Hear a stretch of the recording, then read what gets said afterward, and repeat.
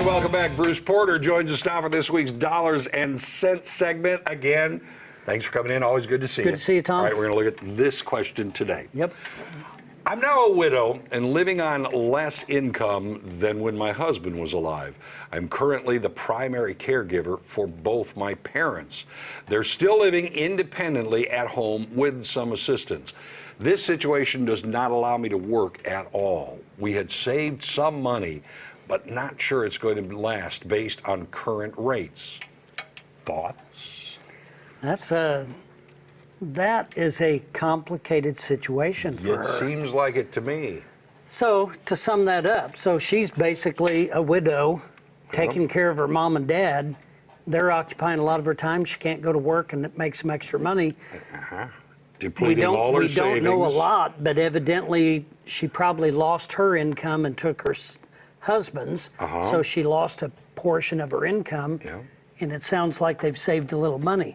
Well, here's some facts about that situation. Women live about 5.5 years longer than men.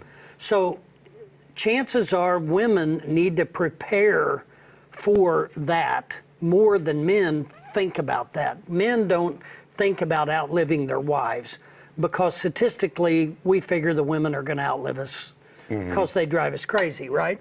Well, you know, the thing is, when you prepare for retirement, so often you're just preparing for retirement, not what will happen if you lose one of the partners.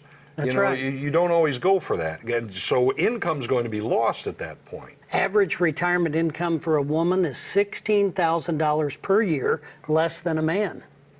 Women are usually the primary caregivers for their spouse or their parents, just like her situation. So there's another little bit of inequality, or is that just, from the past? It's what happens. That's why their income typically is lower, because they have lost wages, lost contributions, lost pension contributions, because they're home taking care of their spouse or taking care of their parents. They're the primary caregivers, which over a period of time costs them a lot of money. They spend more on health care during their lifetime than men by almost 50%.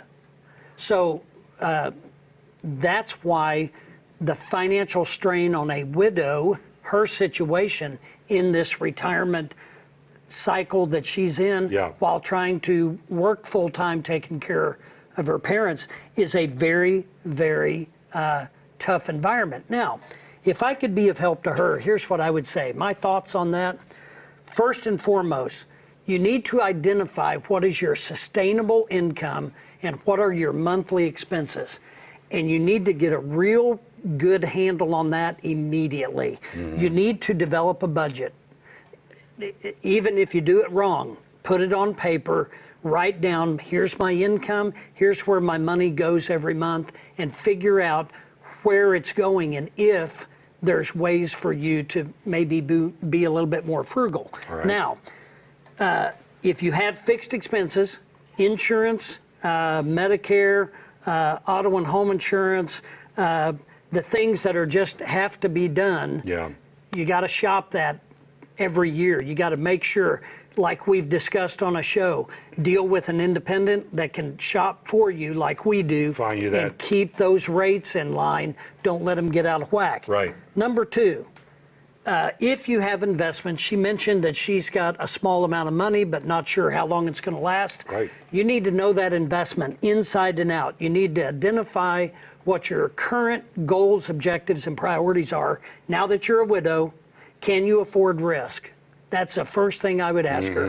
And if the answer is, well, I can't really afford to lose, then don't accept any risk on any investment.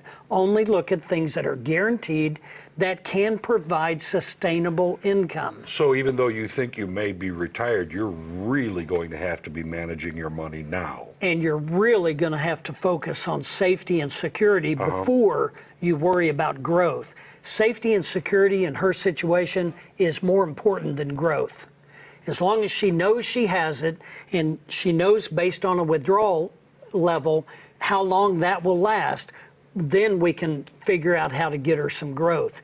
But when you have a fluctuating investment that you don't know from day to day what it's going to be worth, that creates a very stressful environment for a widow that doesn't know where else to turn. So first thing you got to do, you got to understand those investments inside and out and determine your risk tolerance. And then when you do develop a game plan, number 3, stick to it and visit it consistently, monthly if you have to, quarterly, whatever. Okay, but of course, that's all well and good. What you need to do is prepare for that.